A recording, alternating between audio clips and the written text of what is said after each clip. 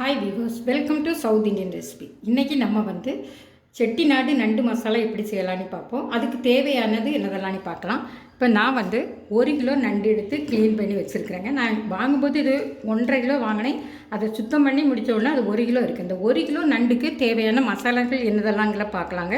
இப்போ நான் 10 வத்தல் எடுத்துருக்கிறேன், 2 டேபிள் ஸ்பூன் மல்லி எடுத்துருக்கிறேன், 1 டேபிள் ஸ்பூன் சோம்பு அதாவது பெருஞ்சீரகம் எடுத்துருக்கேன். இதை நான் ட்ரை ரோஸ்ட் பண்ணி எடுத்து வச்சுருக்கேன். ஏன்னா இதை நம்ம நல்லா நைஸாக கிரைண்ட் பண்ணி எடுத்துக்கணும், தண்ணி ஊற்றாமல் எடுத்துக்கணும், பொடி பண்ணி. அது மாதிரி பார்த்திங்கன்னா 1 டேபிள் ஸ்பூன் நல்ல மிளகு, 1 டீஸ்பூன் சின்ன ஜீரகம் எடுத்துருக்கேன். இதையும் நம்ம தனியாக என்ன செய்யணும்னு சொன்னால் நைஸாக கிரைண்ட் பண்ணி எடுத்துக்கணும். அது மாதிரி அரை மூடி தேங்காய் எடுத்துருக்கிறேன். இதை நம்ம பால் எடுத்து வச்சுக்கணும், தேங்காய் பால் எடுத்து. அது மாதிரி பார்த்திங்கன்னா 100 பொடி உள்ளி, இந்த 100 பொடி உள்ளி, அது மாதிரி 11 பல் பூண்டு. இதை நம்ம என்ன செய்யணும்னா கல்லில் நம்ம இடித்து 1-2 இப்படி சதைச்சி எடுப்பாங்கங்களா, இடித்து எடுத்து வச்சுக்கணும்.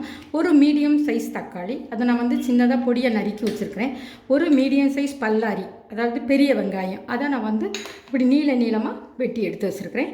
தேவையான அளவு உப்பு, 2 டேபிள் ஸ்பூன் நல்லெண்ணெய், தேவையான அளவு கறி லீவ்ஸ் அதாவது கருவேப்பிலை எடுத்து வச்சுருக்கிறேன். இனி நம்ம இதை எப்படி செய்யலாங்கிறத பார்ப்போம்.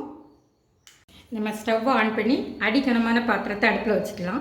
பொதுவாகவே நான் நான்வெஜ்ஜு பண்ணும்போது மண் பாத்திரத்தில் தான் பண்ணுவேன். இந்த பாத்திரம் சூடான உடனே நம்ம என்ன செய்யலாம்னா 2 டேபிள் ஸ்பூன் நல்லெண்ணெய், 2 டேபிள் ஸ்பூன் நல்லெண்ணெய் ஊற்றிக்கலாம். இப்போ இந்த எண்ணெய் நல்லாவே சூடாகட்டும். எண்ணெய் சூடாகிட்டு நம்ம இனி தாளிக்கிறதுக்காக கொஞ்சம் பெருஞ்சீரகம் அதாவது சோம்பு போட்டுக்கலாம்.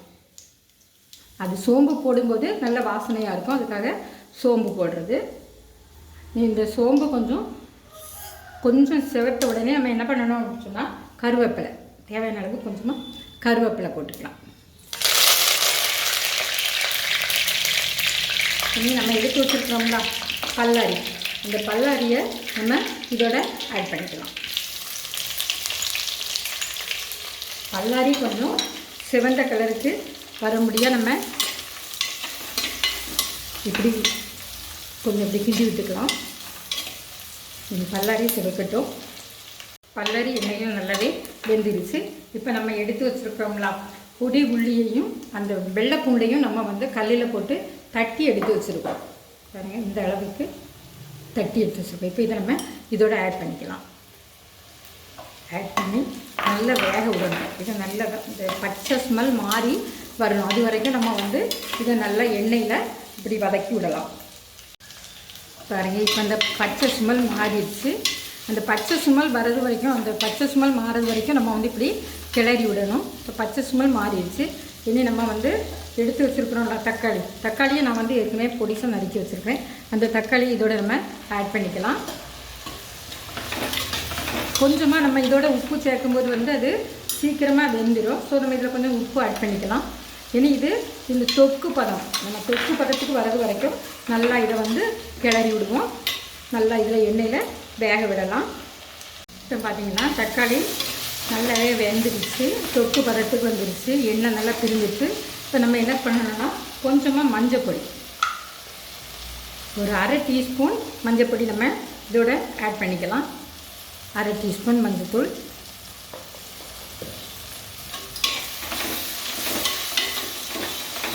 இப்போ நம்ம அரைச்சி வச்சுருக்கிறோங்களா இதில் வத்தல், மல்லி, பெருஞ்சீரகம் பாருங்கள் நைஸாக பவுடர் பண்ணி எடுத்து வச்சுருக்கிறேன். இதை நம்ம இதோட ஆட் பண்ணிக்கலாம். ஏற்கனவே நம்ம ஃப்ரைட் ரோஸ்ட் பண்ணி அரைச்சது தான். இதில் அந்த பச்சை ஸ்மெல்லாம் இல்லை. ஸோ நம்ம இதை கொஞ்சமாக எண்ணெயில் இப்படி பண்ணி விடலாம். இப்படி கிளறி விடும்போது அது எல்லாத்தோட மிக்ஸ் ஆகும்போது ஒரு நல்ல ஒரு ஃப்ளேவர் நமக்கு கிடைக்கும். பாருங்கள், எண்ணெயில் எல்லாம் பண்ணுறது இருக்கும். இனி நம்ம ஒரு 300 ml தண்ணியில் நான் தேங்காவை பால் எடுத்து வச்சுருக்கேன். இந்த இதை நம்ம இதோட ஆட் பண்ணிக்கலாம்.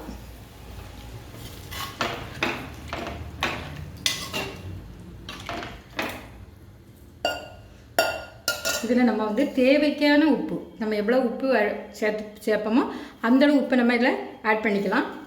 ஆட் பண்ணி மூடி வச்சு கொஞ்சமாக நம்ம கொதிக்க விடலாம். இப்போ பார்த்திங்கன்னா தண்ணி நமக்கு பத்தாது அப்படின்னு தெரிஞ்சுன்னா கொஞ்சமாக இதோட நம்ம தண்ணி ஆட் பண்ணிக்கணும். ஏன்னா இதில் 1 கிலோ நண்டு இருக்குது, அதனால் நண்டு வேகிறதுக்கு தண்ணி பத்தாது. ஸோ நம்ம வந்து கூட கொஞ்சம் தண்ணி, ஏன்னா கொதிக்க முன்னால் தண்ணி ஆட் பண்ணால் தான் அது கொதிக்கும் போது மசாலாவோட மிக்ஸ் ஆகி வரும். ஸோ நம்ம தேவைக்கு கொஞ்சமாக தண்ணி ஆட் பண்ணிக்கலாம். இப்போ பார்த்திங்கன்னா மசாலா நல்லா கொதிக்க ஆரம்பிச்சிட்டு, இது கொதித்த பிறகு தான் நம்ம வந்து இந்த கழுவி வச்சுருக்கிற நண்டை ஆட் பண்ணணும். பாருங்கள், நண்டை நம்ம இதோட ஆட் பண்ணலாம். இந்த நண்டு வந்து இந்த கார்த்திகை மார்கழி தை, அதாவது இந்த வின்டர் சீசனில் நண்டில் வந்து ஃப்ளஷ் அதிகமாகவே இருக்கும். இதை பாருங்கள், பெரிய காலாக இருக்கும்போது நம்ம வந்து இதில் வந்து சின்ன தட்டி போட்டுக்கணும், ஏன்னா அது உள்ளாடி மசாலா பிடிக்கணுங்கிறதுக்காக. இப்போ நம்ம இந்த நண்டை இந்த குழம்புல ஆட் பண்ணிக்கலாம்.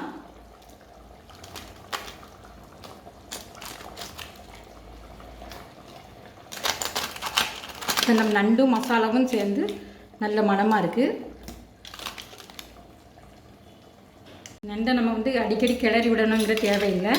இப்போ வந்து நம்ம வந்து மூடி போட்டு மீடியம் ஃப்ளேமில் ஒரு 10 மினிட்ஸ் நம்ம அப்படியே நண்டை அதில் மசாலாவோட வேக விடணும். இப்போ பார்த்திங்கன்னா நண்டு வந்து நல்லா குக் ஆகிடுச்சு.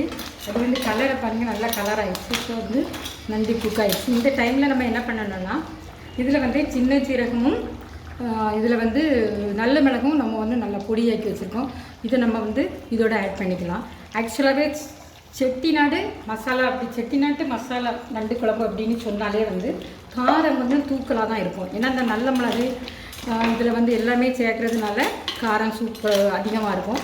திரும்ப வந்து இது வந்து இந்த நண்டு மசாலா வந்து சளிக்கு ரொம்ப நல்லது. இப்போ பார்த்திங்கன்னா நவம்பர் டிசம்பர் இந்த காலங்களில் வந்து இந்த வின்டர் சீசனில் வந்து சின்ன பிள்ளைங்களாக இருக்கட்டும் பெரியவங்களாக இருக்கட்டும் அவங்களுக்கு சளி அதிகமாக இருக்கும்.